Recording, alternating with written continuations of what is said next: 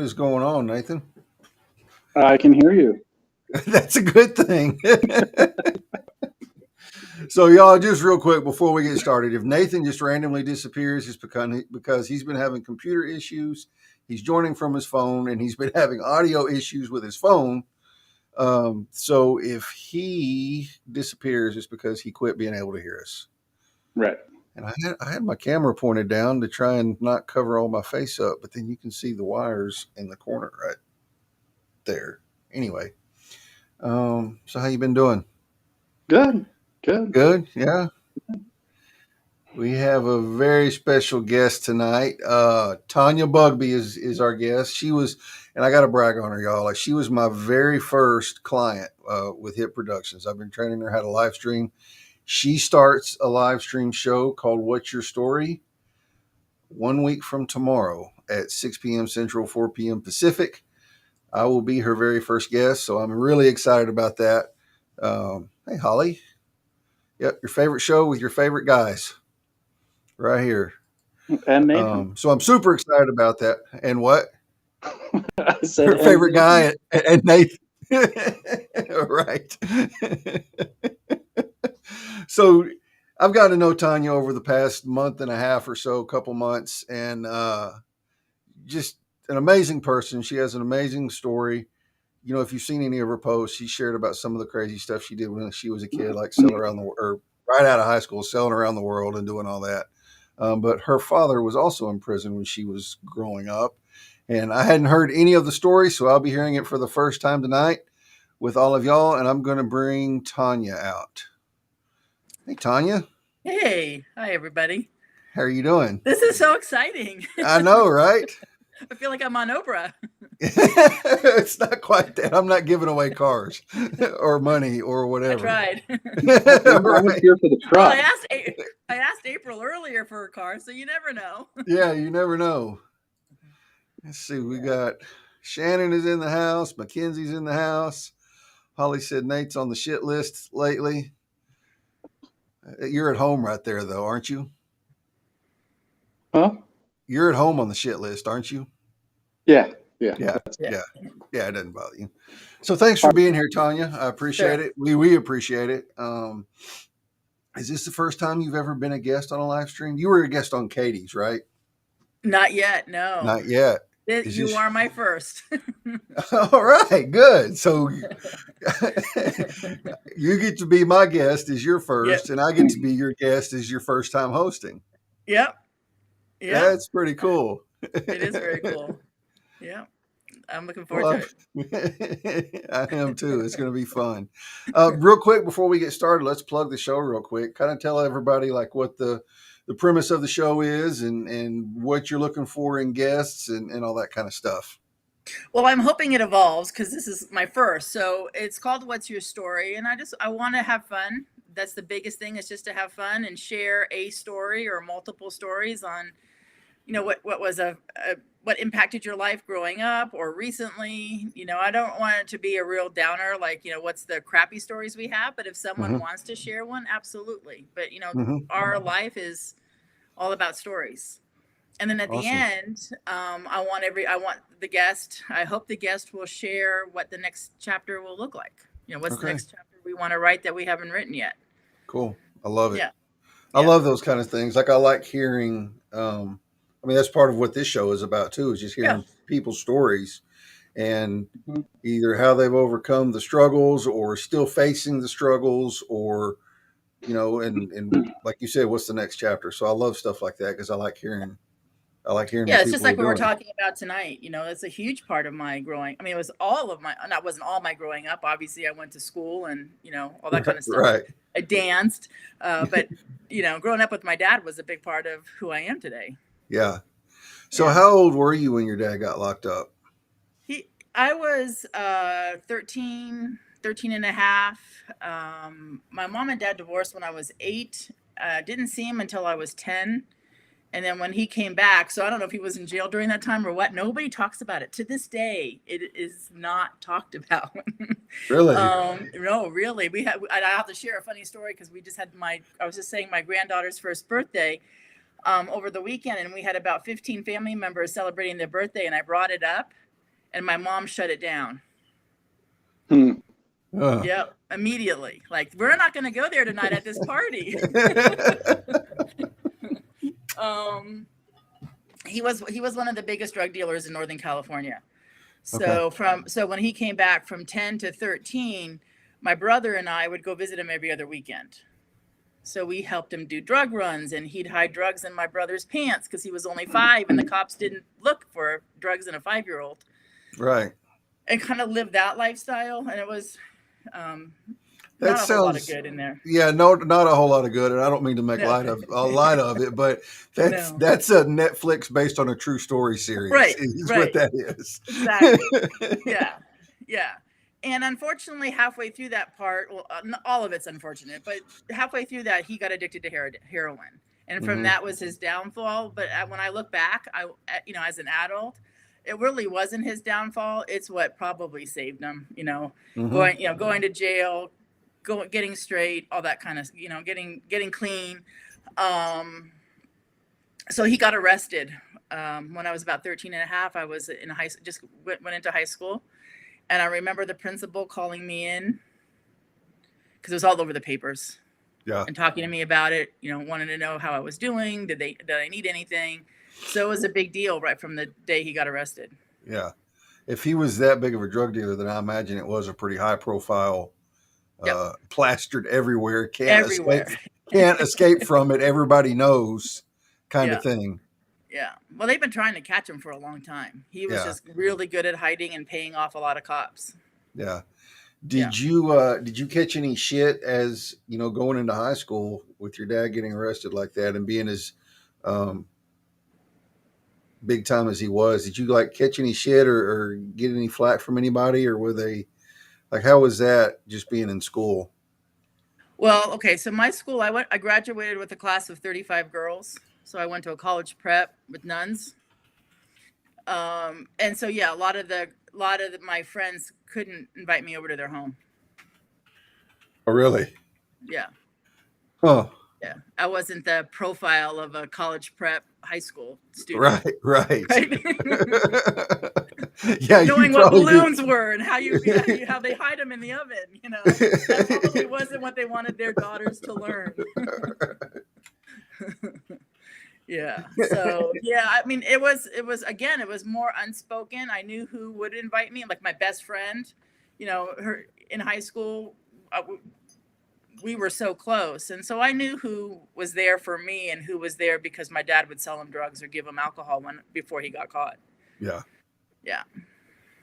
What was it like growing up in a house or growing up with a dad that was a drug dealer? I mean, obviously you knew what was going on. How did that? I mean, you turned out okay. Well, it turned me off to all that stuff. Like in high school, my friends are getting high or going to parties. I didn't do it. Yeah. But my brother did the exact opposite.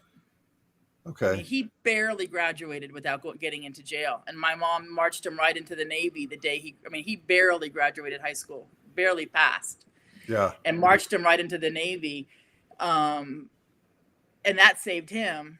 He's a phenomenal human, teaches high school, takes underprivileged kids to places, that, again, Netflix movie kind of thing. But if it wasn't for my mom getting him into the Navy, I don't know what would have happened. Yeah. And I did the exact opposite. I was just a prude about that stuff. That's probably a good thing. Yeah. Yeah. Yeah. It wasn't that I didn't experiment, but right. I had goals. I wanted to be president of the United States when I was in high school. Yeah. Then you got a full ride to Georgetown, and then I hopped on a sailboat. Yeah, tell us, real quick. I know you did a post on it, but to me, that's one of the most fascinating things. It sounds like something I would absolutely love to do. So this is a little off topic of the show, but tell us a little bit about that. Well, I don't even know if it's off topic. I think I needed to escape. Okay, that makes a lot of sense. Yeah. So the pressure of, my dad was in jail for 3 years. So he was out my senior year, or just a little bit of my senior year. And just to go visit him, to get patted down, searched, I was really loyal to my dad. Yeah. And so I went and visited him often. I'd call him from home when I knew he could pick up the phone, or the phone would get to him somehow. I don't know how that happened, but he helped me with my algebra homework. Really? Yep. Over the phone. Over the phone. That's pretty cool. Yeah. And my mom didn't know any of this, or if she did, I mean, they were, like I said, they've been divorced. Nobody talks about it. Yeah. And I'll share some of when he got first arrested, but so childhood wasn't really all that normal and all that great, and a lot of secrets. And so I met this guy 10 years older than me, about halfway through my senior year. He was a pilot. He had a sailboat, and we just got on a plane, went to Australia, got on his brother's 72-foot sailboat, sailed Australia until it became of age. Because I was 17 and he was 10 years older. So until I was 18, I didn't come back to the United States. Yeah. Yeah. That's crazy. So, yeah, but I did. All through high school, my whole trajectory was political science, Georgetown, become a lawyer, become president. That was my goal. And then I got on a sailboat and sailed till I was 26-ish. And then I learned how to fly a plane during that time. And then we ran a flight school and I taught kids how to fly. Really? Yep. That is badass for real, man. That really is. Like, that just sounds... And that's a whole nother story, because I was 26, pretty good looking at the time, being 26, blonde in Maine. It was a good old boys club. And there wasn't a male pilot instructor that wanted me to learn how to fly a plane. And you want to talk about the Me Too movement, not here, but I went through 3 flight instructors until one wouldn't put his hand on my lap when I was flying. Yeah. Yeah. So your brother's here on Facebook. Hey, Clark. Yeah. Yeah. So I don't know. I kind of got off topic. Oh, I guess you asked me about sailing. I think that whole part was just going to go have fun. Yeah. And not having all the pressure of all the stuff that was going on. Yeah. I could even now, like if you told me right now that I could leave and go spend the next couple of years on a sailboat, I think I would probably do it. Yep. Just because I would too. It's just, that is just badass. I mean, I love the saltwater anyway, and I love the ocean, love to fish. Yeah. I've never been sailing, but I think it would be just a blast to take off and go do that. Yeah. There was the only thing there was no negative, other than obviously I went to college, in my 30s, breastfeeding babies, they didn't do it the quote normal way. Right. I was so super hard on my mom. I'm sure I gave her a lot of gray hair during that time. Yeah. But I mean, obviously you were at least half-ass okay if you were learning to fly and running a flight school and all that kind of stuff. So it's not like you were just a straight up beach bum the whole time. And even if you were like in your 20s, like I know. We do life backwards. We need to have fun when we're younger. I know. Right now my knees hurt, Picking up my granddaughter all day, my back hurts. It's like, no, I want to, so yeah. Yeah, that's awesome. So is your dad out now? No, he died during COVID. He died. Okay. He died. Okay, he was, I don't know his exact date, but he was almost 80, 78, 80, 81, something like that. He died, 2020, 2021. Yeah. But he had been out for a while though. Oh yeah, like I said, my senior year in high school, and he really turned his life around. You said that. Really turned his life around. He got clean. He was, working at an audiovisual department at the community college in Marin County, and then he ended up running the whole department and retiring, and like I say, I think being arrested was what needed to have happened. Yeah, it's needed to what needed to happen to me too, because I was out there. Pretty far left I wasn't really selling drugs. I was selling enough I wasn't selling drugs. Every once in a while I was selling enough to pay for what I was doing, but not really. Yeah. Just all the way strung out. So getting arrested was definitely a godsend for me. Mm-hmm. But just hearing what your dad went through and then turning his life around is kind of also like, it would have been cool to interview him. Like he would have been a cool guest on the show. Well, my brother's around. You can interview him too sometime, because he probably has a little different perspective. Yeah, that's true. You ought to, Clark. Yeah. If I don't know, did he ever? He didn't ever go to jail. He went to the Navy. Yep. But he would have a different perspective. Yeah, that Yeah, might be he cool would. to have And him then I on. have a sister who never hung out with very rarely hung out with my dad. So she has a totally different perspective with all of that. My brother Okay. and I were there all the time. My sister kind of hung out with my mom. Okay. Is she younger than you? No, I'm the oldest, then my sister, then my brother. Okay. And Clark says he's down. I see that. Is he Yeah. on LinkedIn? Clark, are you on LinkedIn? It'll take it a minute. There's a delay on that. So you ask a question, it'll be a minute later before Yeah. somebody answers, and you have to remember what they were answering. Yeah. Yeah, we'd like to have your brother on too, just to hear his Yep. his side of it. Yep. All right, Yep. cool. He says, yeah. Yeah. Cool. I'll find him. Yeah, what was whenever it like for your dad when he first came out, trying to rebuild and trying to go straight and trying to Yeah. do the right thing and get his life back together what was that like for him? That's a tough question for me to answer because, being at the time probably 16-ish, I was probably more into myself than into what my dad was going through. But I do know that I was there a lot, taking him, like when he was getting, methadone treatments and stuff like that. I'd go with him sometimes. I know he had I'm sure he had to check in,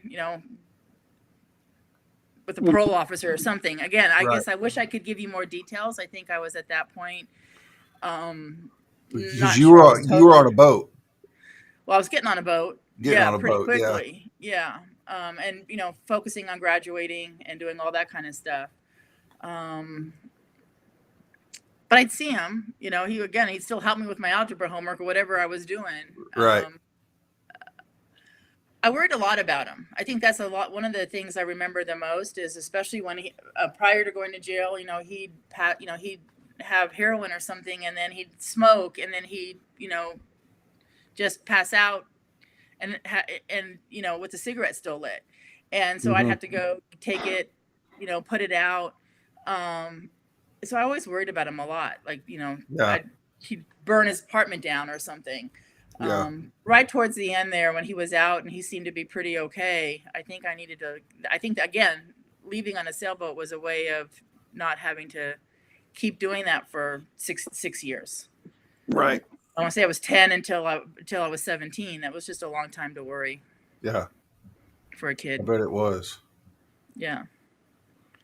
Yeah. And my brother was even younger. I know he was 5. Oh, wow. Yeah. He's 5 years younger than me. Okay. Yeah. Yeah. What, so not to like try and date you or anything or try to make you tell your age, but what year did he get out? Because I'm just trying to get in my mind. Okay. So, okay. I graduated 79. Okay. My age is my age. Okay. I know you and I were going back and forth on a post about who was older. Yeah. Yeah. And I said, put your cards on the table, and you wouldn't.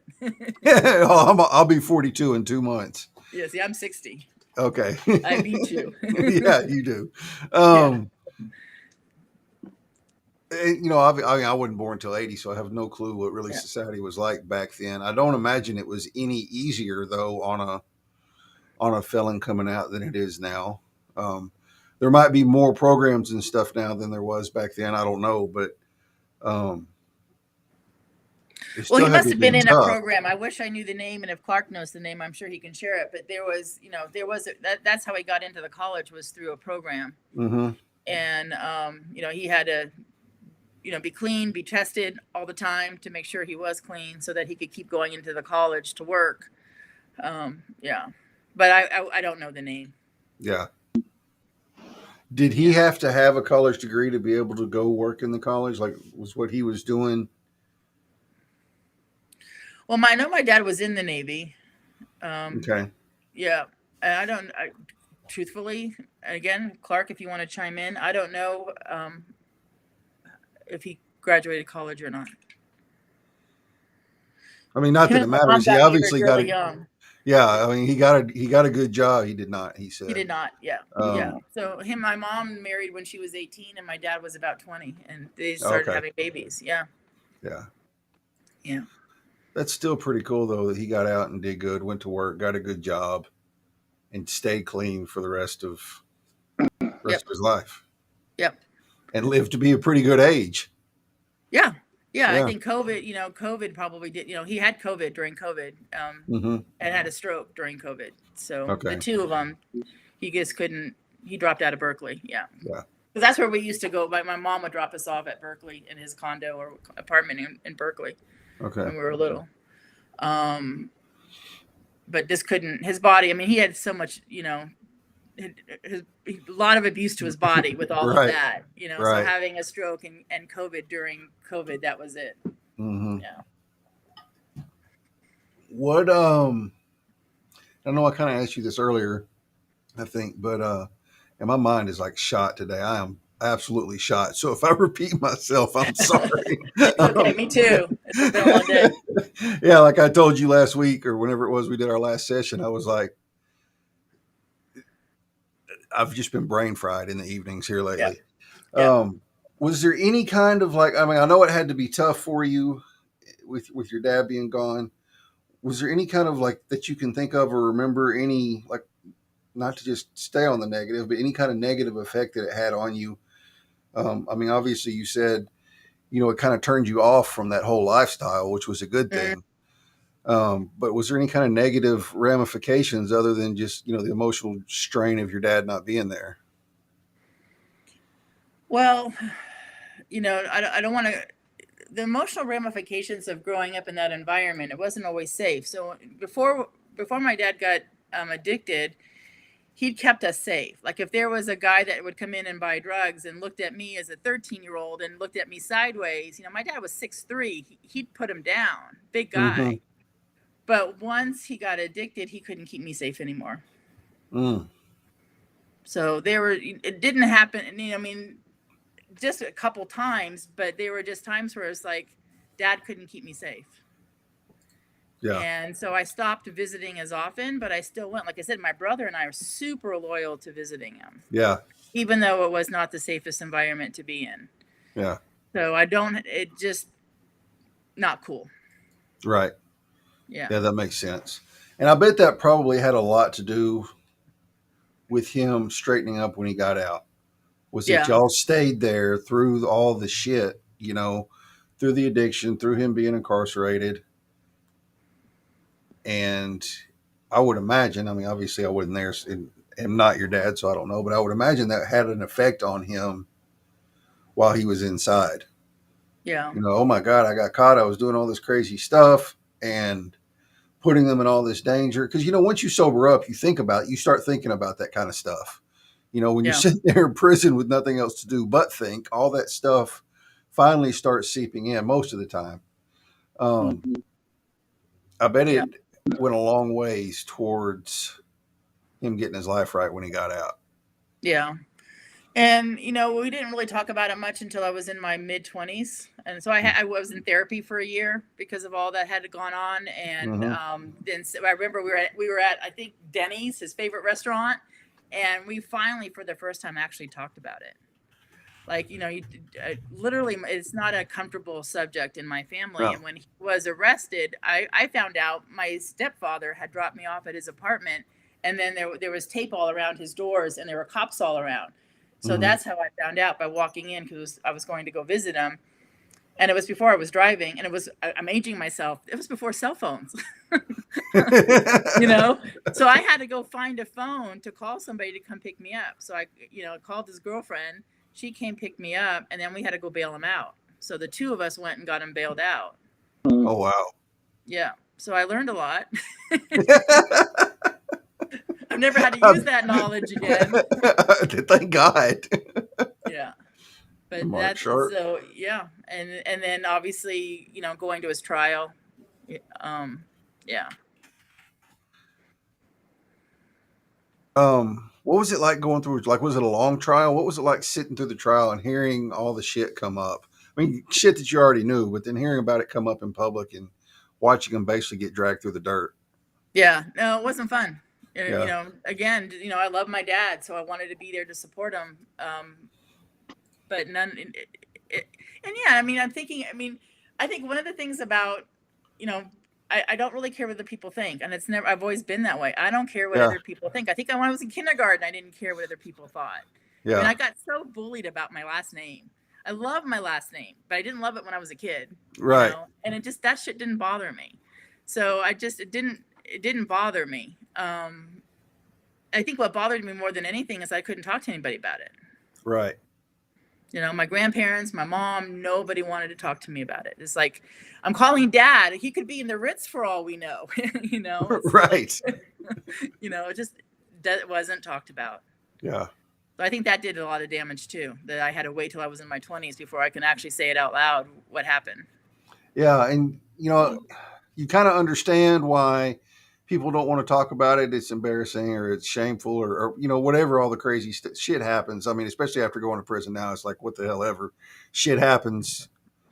There's nothing to hide now. But I can imagine being a kid trying to process some of that and not being able to talk about it to anyone in your family. It was just, if you got to be able to get that stuff out, you know? Yeah. Yeah. I know Shannon said, Yeah. She had a question.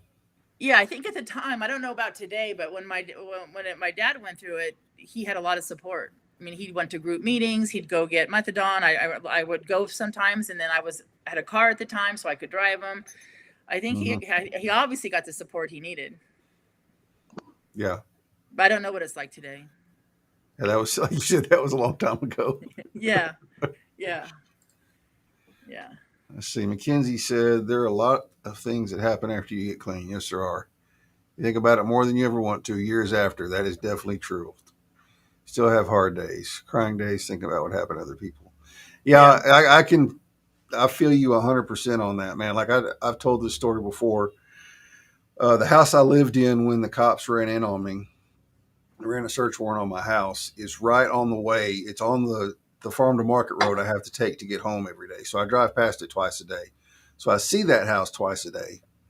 And not every time I drive past it, but probably 2 or 3 times a week I drive past it and I think, oh my God.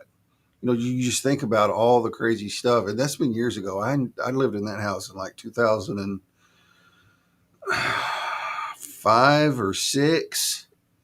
So that's been almost 20 years ago that I lived there. And you still think about that crazy stuff, even years later. Yeah. The shit you put people through whenever you were on drugs. It's like, what was I thinking, man? Yeah. Yeah, Kylie, you know, and I don't know about other states. TDC does a halfway okay job of it. There's still state-run programs. They're really good programs. I've been through some of them. But it's just like anything else. If you don't apply yourself and take to heart what they're teaching you, because the teachers are not free world, or the teachers are not state, they're not TDC employees. They are Wyndham School District employees, which falls under. All right, so in Texas, Wyndham is the school district for the whole state, all the prisons. It operates just like any other school district in Texas. It falls under all the education stuff. It is not run by TDCJ. It is run by Wyndham School District. It's run from the education side of the state. So they're free world teachers. They're not correctional staff. They're not paid by TDCJ. And so they really care and they really try. My hat's off to them, man, because, you know, sometimes TDC would put people in those classes that didn't want to be in those classes. So they just gave the teachers pure hell. You know, even like GED classes, the state would make them get their GED. And if they don't go, they get in trouble. So they just go in there and it may take them 2 or 3 years to finally get in an attitude of they're going to learn. So it may take them 5 years to get their GED because they pissed off the first 2 or 3. But I agree with you and disagree with you to an extent because they do things, but I think they could do more. Wouldn't you say, Nathan? Yeah, I would agree. And I understand the point that I agree with Kylie that anything that they do is very surface level. Very surface level. At the same time, you know, you can't make other people do right. You can't make other people want to change. So yeah, what they're offering is surface level, but the people who really want it are going to apply it, and they're going to dig deeper, and they're going to do more. But, and I don't know about Texas or California or anywhere else, but in Colorado, all of those programs are 100% voluntary. So you can have a 10-year sentence and not do any of it and get out without doing anything. Or you could try to get into everything the whole time that you're in and, get out with a bunch of stuff and a bunch of resources and, people standing behind you. But I think that the bigger issue is not what the state offers you while you're in, but what they have available when you get out. And it's easy to put that on the state, but in reality, that's going to be on society as a whole. Opportunities are limited. Opportunities for housing, opportunities for jobs, opportunities for all kinds of things. They're just limited. And unless you really have drive and you really have fight in you, like I know guys who have been out for 5 years and they haven't moved past working graveyards at a 7-Eleven because, they're not willing to fight for more. They're not willing to go out and get it. And, I work for a Fortune, I say this all the time, I work for a Fortune 50 company. I'm in consideration right now for a director level position. And the only reason that I've gotten to where I am is because I fight my ass off every fucking day to get it. Yeah. Yeah. 100%. And two, like Darren said when he was on the show, it starts at the legislative level. Any kind of change that happens in the prisons, whatever state it is, because it's a state agency, it happens at the legislative level. So the only way that things are going to change is to let it happen in the Capitol.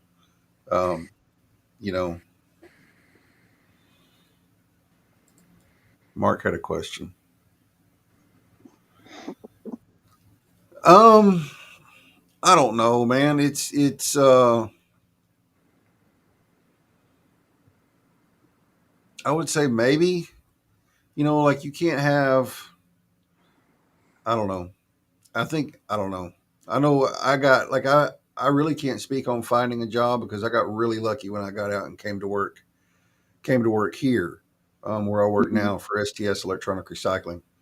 And I've been here for almost 6 years. So I haven't had really the same struggles that other people have had in the job hunting department. I've just seen it. And it seems to be spread across all crimes. Yeah. If you have a felony, then that jacket is there regardless of what the crime is. And that's all people look at is a felony. And, a lot of jobs, I think, Nathan, didn't you say whenever you were going to work for the company you work for now, it was crime specific or department specific to the crime or something like that whenever they were doing your background check? Yeah, it was because I work for a healthcare company. So specifically, they were looking for different types of Medicare abuse, Medicaid abuse, any type of,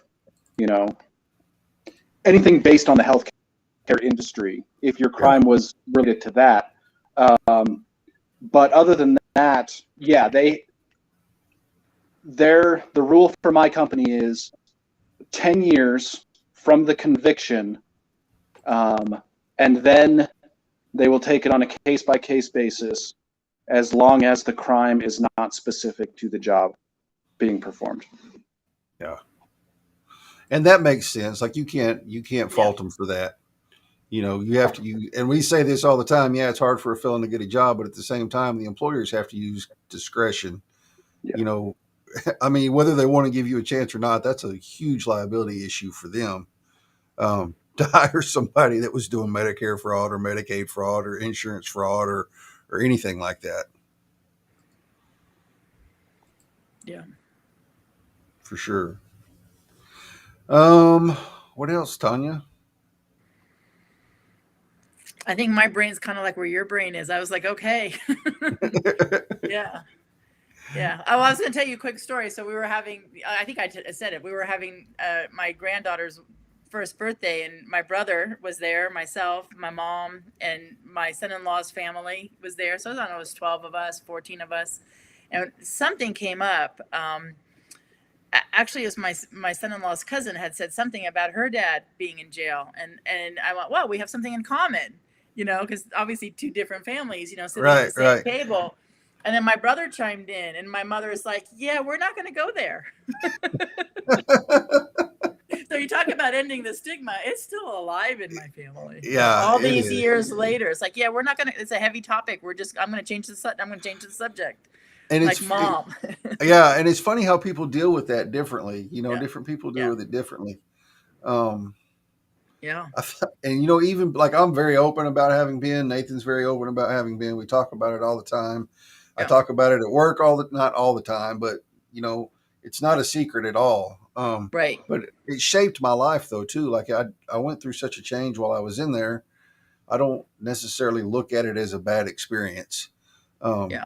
So there's nothing to hide, because I did go through so much change whenever I was locked up, and I'm proud of it. So, then my family's proud of the change I went through too. So they talk about it, but for different people, it's different, Yeah. I can imagine that it was a weird, shameful, embarrassing situation for a family back then to have. It wasn't just like he got caught with a little bit in his pocket. He was a big time dude. Yeah. Yeah.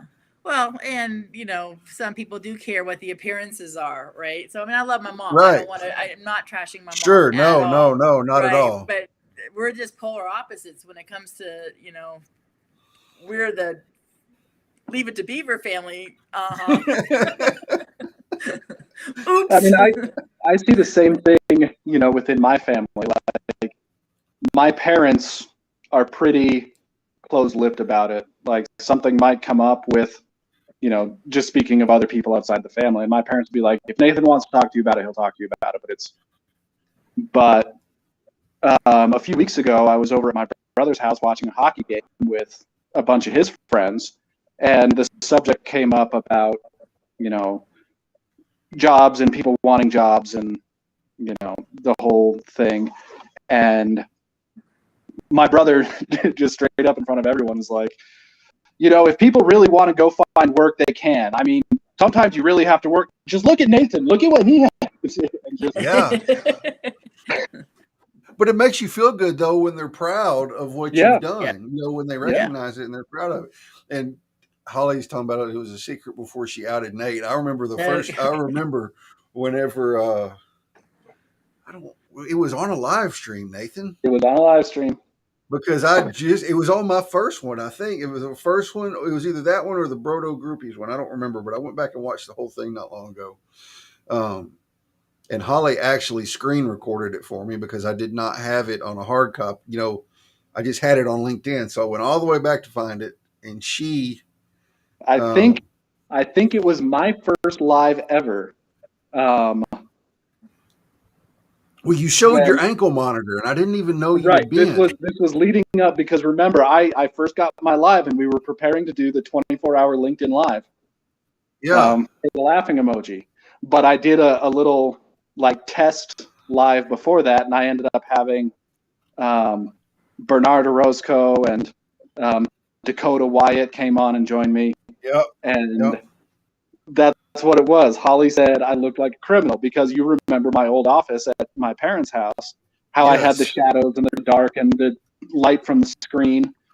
Yes. And I was like, oh, well, would this surprise you? And lifted my leg up to show my ankle monitor. And I was like, I didn't have a clue that you had ever even been to prison. Right. Or on parole or anything like that. And that's how Nathan and I got to talking about it. And that was really probably the beginning of this show. That was because we instantly we had a bond. So then, naturally we just started talking and swapping stories and posting about it and all that kind of stuff. And that's right. And then it was a few months later when I was like, hey, we need to actually do something about this and start. Yeah. Yeah, it was actually, this whole show was actually Nathan's idea. He was like, he DM'd me and he said, hey, because we had both done a few posts about being in prison and some of the stigmas and stuff like that. And it got a ton of support. Right. Both of us did. And he DM'd me and said, "Hey, we need to do something more with this." And we had both just started live streaming, and I was like, "Let's just create another show and talk about it." Yep. And that was over a year ago now. Yeah, Cool. Mackenzie. So when my home got, whenever they ran in on my house, I was not there. I mean, people called me, found out where I was. I got rid of everything that I had, went through my truck, cleaned it out before I ever went home. Then I went home and faced the music. They didn't arrest me right then. They arrested me later. I don't remember how it happened. I was pretty messed up. But for 2 weeks after that, I wouldn't sleep in my house. I went home and fed my dog and then left again. Like it's an absolute mind trip when they run in on your house. Even though if I'd have been there, it would have been so much worse. I know it really would have fucked me up, but it's a mind trip because you feel violated.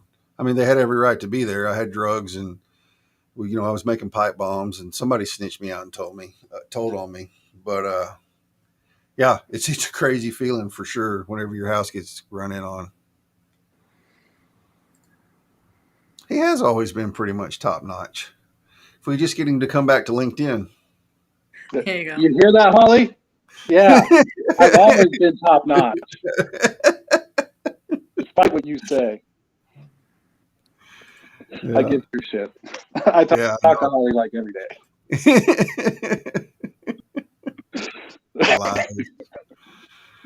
Well, this has been fun. I mean, we still have like 15 minutes to kill. Is there anything else you want to talk about or mention? I mean, we've covered a lot in 45 minutes. Yeah. Well, I was thinking when you were saying about feeling violated when your house got raided. I know quite a few times when my dad's apartment would get raided, but he'd get tipped off. But they still came in and searched everything and just never searched the kids. But still, it was the most, even as a teenager, it was like having strangers, start going through, my overnight bag to my dad's place or whatever. It was, it happened all the time. Yeah, often. Mm-hmm. Yeah. And what's funny when they ran in on my house, they didn't find anything that was mine. They found, I didn't even know he had hid it. He had hid it in my closet, and it was I wasn't using a needle, but a buddy of mine was, and he had his rigs and stuff hanging up in a jacket in my closet. But there was stuff they didn't find, and I don't know how the hell they didn't find it, but thank God they didn't. It wasn't very much, but it still, it was enough. And I think it was 2 years later before I ever actually got arrested for that. A year later, I don't even remember. I don't even remember if they ever even charged me for that. I don't know. That time of my life's a little fuzzy. Why? Yeah, I don't know. Between a chemical alteration and no sleep. Well, this has been fun. I meant to. Where is he? I don't know if he's still here. Mark Sharp. Mark, are you still here? Mark's fixing to start a live stream show too. I forgot what it's called. Something by the Chubby Chef. It's going to be like a cooking show where he does all kinds of different things. He's going to live stream it. Yeah, I know. I feel kind of. He's fixing to start a live stream show too. I was going to shout him out and have him tell us about it real quick. Let's see. What do I got going on? Next Monday, I have Gabe Leal. He's going to be a guest on the show. Gabe's another live streamer, remote producer, content creator, and all that kind of stuff. So he's going to be a guest. Oh, sweet. Yeah. He's kind of been off LinkedIn for a while. He got a promotion at his job, so it's kind of had him tied up a lot where he hadn't been able to do as much. But he's going to come hang out with me for a little bit. And he was actually probably one of the most instrumental people whenever I first decided I was going to start producing and helping me out. Like he answered countless questions, got on countless calls with me, just patient as he could be, showing me how to do stuff that I didn't know how to do, all the things. So owe a lot to how far I've come in the producing and knowing what I know to Gabe. So it'd be cool to get to hang out with him. Yeah. I don't feel so bad asking you so many questions now. No, Payback. don't. Yeah, exactly. Yeah, don't feel bad at all. And then Tanya starts a week from tomorrow at 6 p.m. Central, 4 Pacific. Yep. And you're you're the first. Yep. Yep. You're the first. I am the first. So yeah, well, this has been fun. Yeah, it's really cool. It's really cool that, we like hearing all different stories, and whether it affected somebody. We've had several people on here that, their family their dad has been locked up when they were a kid, and told, hear how it affected them and the stuff they went through and how hard it was and all that kind of stuff. So it's in all of them. Who have we had? It was Amanda Knight. Mm-hmm. Was our guest 2 weeks ago? Was her dad locked up? It was somebody recently. I watched one about, I don't know, maybe a month ago, and she came on, and then her dad came on a little bit later. Yeah, that's who I was thinking of. And I'm looking our on my stories calendar. are so different. I mean, it's just so different. So different because the support, the talking about it. I was so envious. Yeah. Ashley Woods. Ashley Woods was her name. Yep. That's who I was thinking of. Ashley has been on, and then now Tanya. We may have had one or two more. We've had a lot of guests, and it's always cool. It's all not cool, but it's always interesting to hear how it affected different people different. But one thing that has been the common denominator is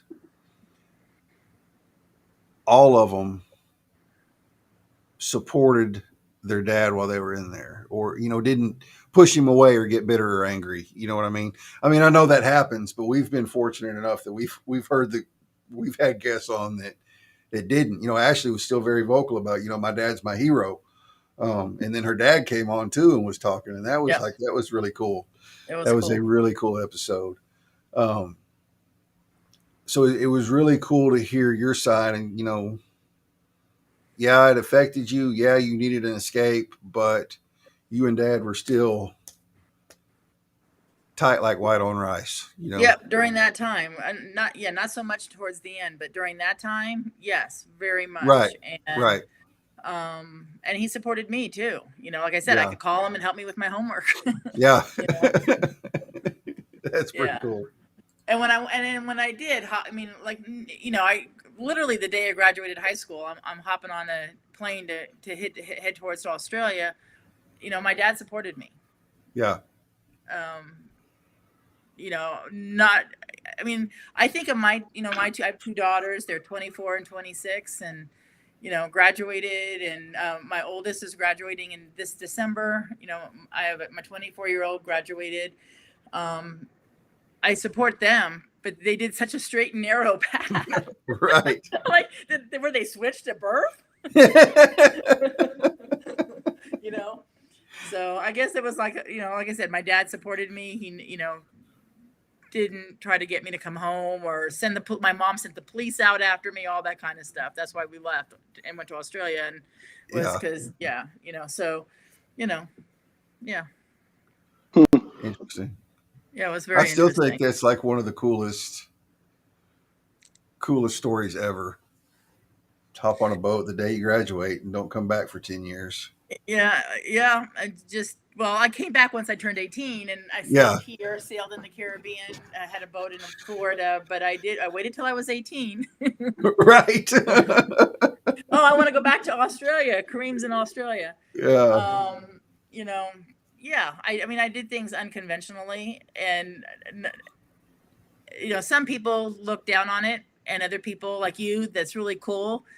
And I think that's what brings a lot of flair and compassion to my coaching too. Yeah. It has to. Yeah, definitely. Yeah. Because you can understand the people that didn't start out as an executive or a business or a leader or starting a business, because you didn't either. Yeah. You started your life with an adventure. Right. I know. And then we went to college literally with, a baby. Yeah. I was in my. I had my. I was 34 and 36 when I had my kids. Yeah. Yeah. In college. That's awesome. I Yep. love it. Yep. All right, y'all. If y'all are not connected to Tanya, shoot her a connection request. Go follow her, support her live streams. They're going to be awesome. I can't wait to watch them. I know it's going to be good stuff Thank because you. I know it's going to be good conversations. I think that's it. Nathan, anything you want to share with us? Did you train DB Cooper? No. Now you're really aging me. Thanks. Yeah, I know, right? Nathan, was there anything you wanted to say? The only thing I wanted to bring up, just to keep our audience apprised of what's been going on, I was not selected for the TEDx stage. So I did go through the audition. I got some great feedback from them as a result.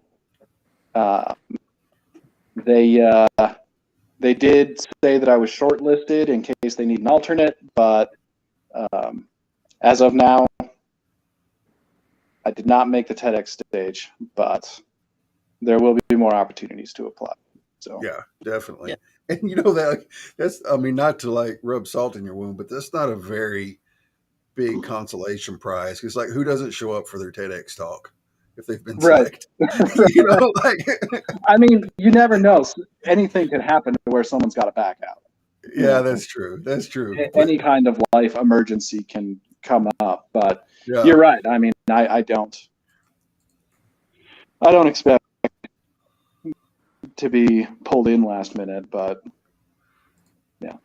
I mean, it is a consolation that at least you made the short list for alternate, but Right.